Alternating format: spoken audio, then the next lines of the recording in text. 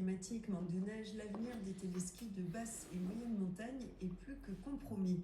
Dans le Jura bernois, celui de Grandval est d'ores et déjà condamné. La société a déposé le bilan. Il s'agit maintenant de démanteler l'installation et le dossier est pour le moins épineux. Les explications de Benoît Grand-Clément et Daniel Bachmann. Construit en 1967 lorsque la neige était encore abondante, le téléski de Grandval est à l'arrêt depuis 4 ans. Et en fait, il ne tournera plus. Même ses archets ont été vendus au plus offrant. Faute de neige, la société qui l'exploitait a déposé le bilan. C'est donc la faillite.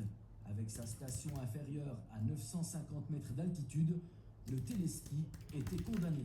C'est digne d'une grande station, je dirais, parce qu'on a pas mal de niveaux différents. On avait même un snowpark. On dit toujours, tu sais skier à Grandval, tu skis partout. Stéphane Geiser a grandi dans cette région et c'est sur les pistes de Grandval qu'il a appris à skier. Et lorsque le téléski a été en sursis il y a quelques années, il a imaginé avec un groupe d'amis un projet d'exploitation 4 saisons. On a transformé ce projet sous forme de bike park ou des pistes d'été. On a même fait d'autres activités que le vélo. Et après là, on a eu d'autres contraintes. Effectivement, le téléski n'était pas forcément adapté. Il aurait fallu faire des travaux pour ce téléski et puis peut-être un départ un peu plus haut. Restent donc les souvenirs lorsque l'installation de Grandval tournait à plein régime, comme ici en février 2009. Et ceci pour le plus grand plaisir des enfants qui pouvaient dévaler les 4 pistes en parfait état. Ça vous préférez des skis? C'est très important pour qu'on puisse quand même skier dans la région. Qu'on puisse venir le mercredi après-midi, s'amuser quoi.